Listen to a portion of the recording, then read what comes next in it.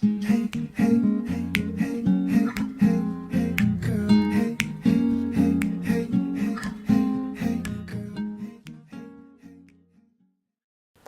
Arielle.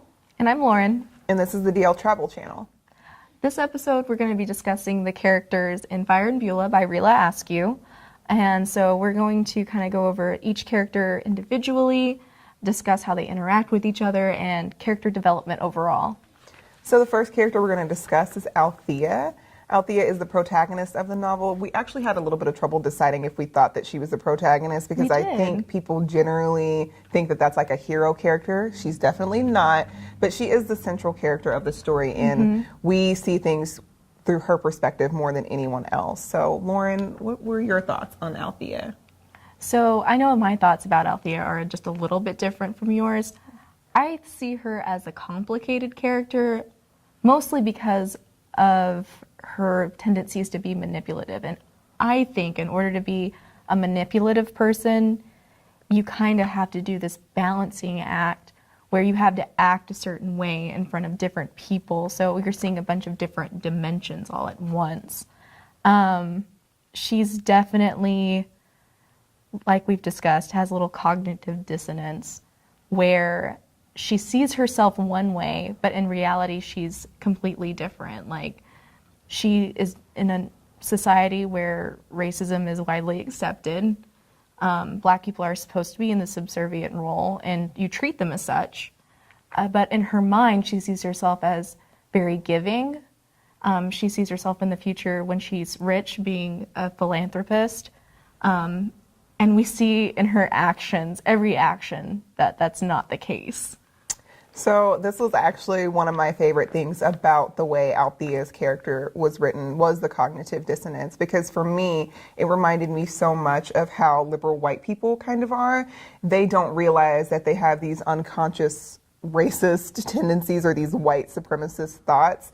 They generally see themselves as like very open-minded, generous, and they think because of those things that they can't have these unconscious racist leanings. Or just some prejudice. Yeah. So I really enjoyed the way Althea's character was written because there are so many moments where she demonstrates that she thinks that she's not like those around her. Specifically, there's a part in the novel where they're wanting to discuss a lynching that happened. Her neighbor is. And she doesn't want to talk about it because she doesn't see herself as bad as those whites that would go out to in a lynch mob and hang a person. But you see how she interacts with her maid, Graceful, and no, she's not lynching Graceful physically, but just like emotionally and mentally, she's absolutely 100% abusive. So I really enjoyed the way her character was written because she sees herself as other, and in conversations about racism so often, it's really hard to even help a person realize why what they're saying or their behavior is wrong because they also see themselves as other. They think because they're not, a part of the alt-right or just some white supremacist group over my face. Right.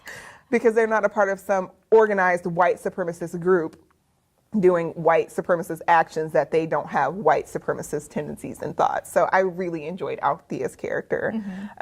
And as we mentioned, Graceful is another character. She's a character I identify with. What did you think about Graceful? So Graceful, as we've said, is Althea's maid.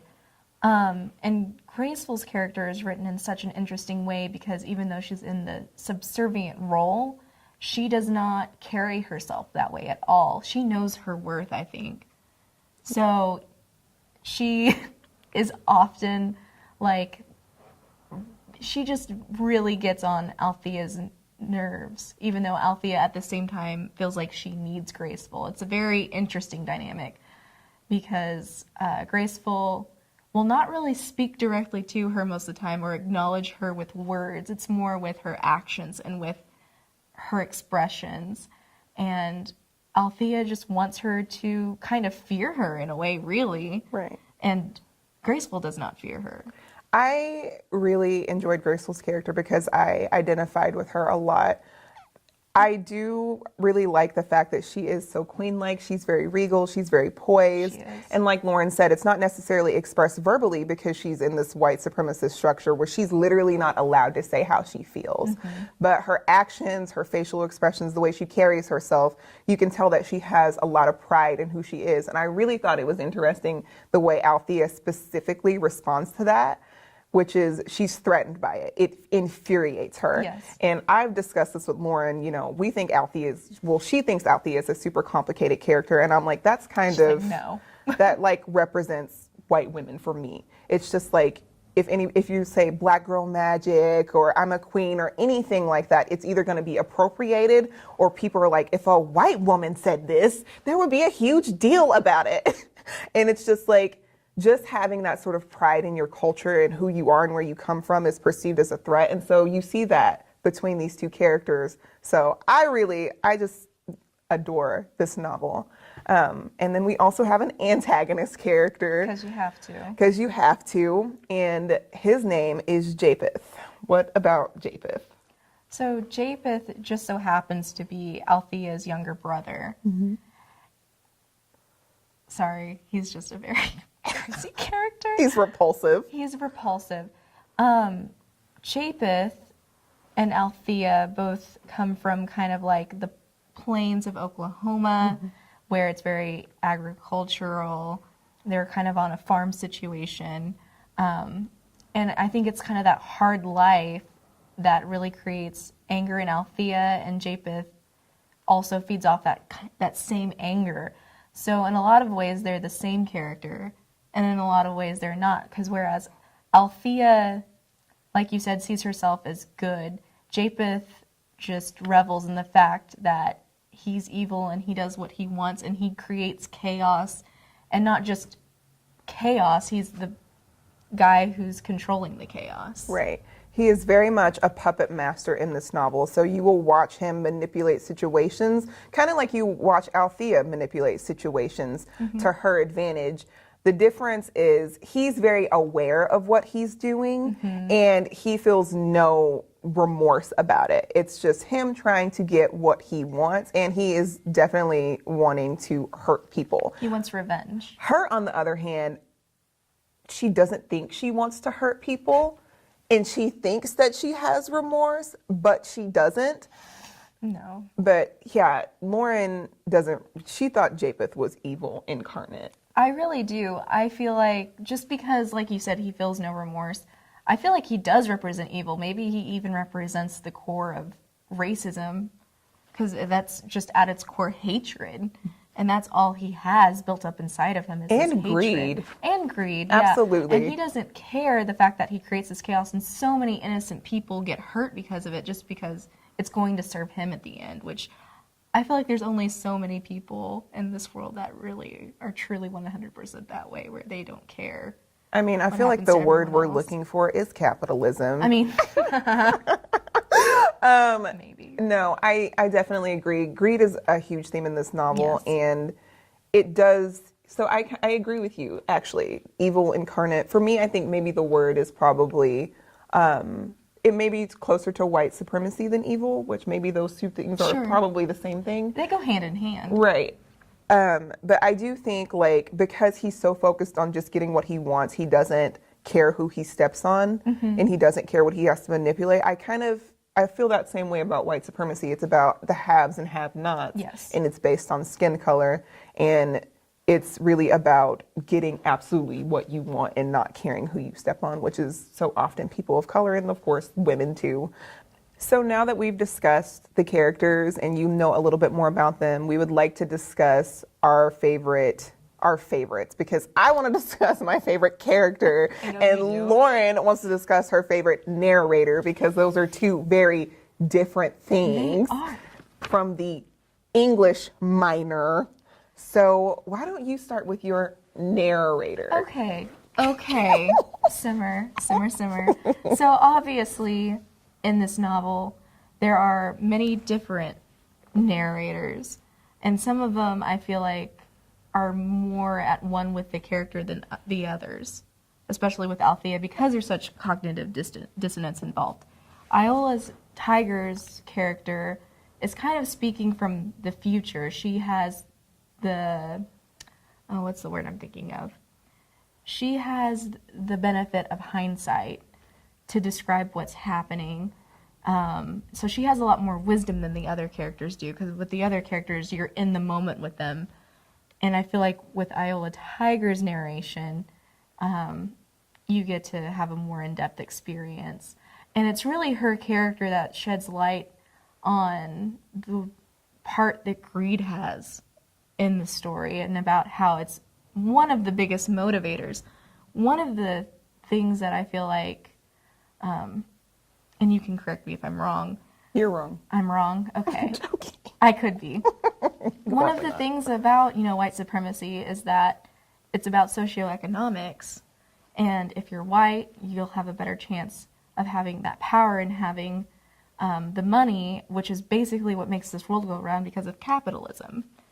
And that's definitely a motivating factor in this novel. And it's really, like I said, Iola's character that narrows in on that. And she even discusses how, maybe not at the time, she notices what she's doing is wrong when she gives up her land to the white man.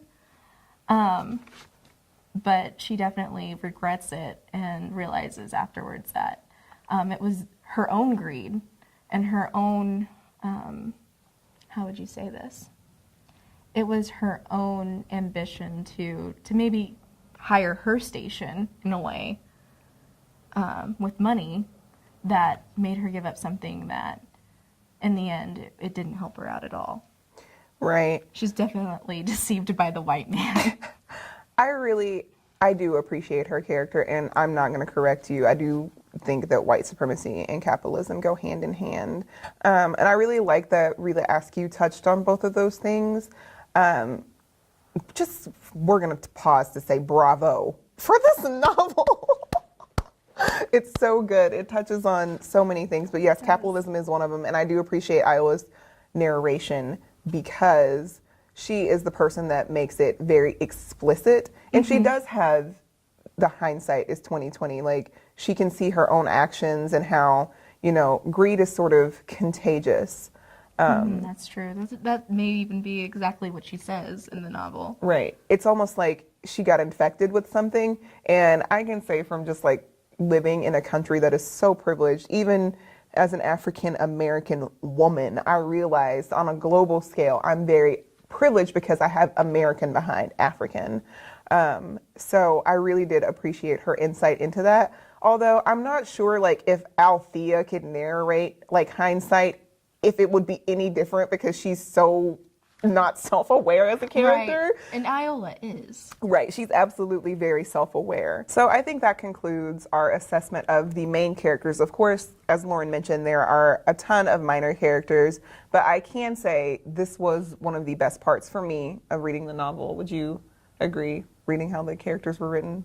Yeah, there was a lot of attention to detail, and I feel like you really got to know the characters on a very deep and personal level where they felt real to you. So that part was probably one of my favorite parts as well. There are many things to enjoy about the novel. We're going to discuss some of our takeaways. We're actually going to take you to see, since the novel was set in Tulsa, you'll see us go around. So you definitely want to stay tuned for future episodes. And you can follow us on Instagram, like us on Facebook. Please like this video, give it a thumbs up. Please put something in the comments, whether it's good or bad. Actually, only put good things in the comments box. We don't need the negativity. We don't need no constructive criticism. No, nobody got time for that. But yeah, definitely interact with us. We want to hear from you. We will be doing a couple of Instagram lives, some Facebook lives, so we can discuss the novel. So if anybody is reading it or wants to start reading it now that you've watched this video, that would be absolutely wonderful because we'd love to have these in-depth discussions about this literary work with you. That being said, I think we're going to see you next time. Yeah, see you guys. Bye.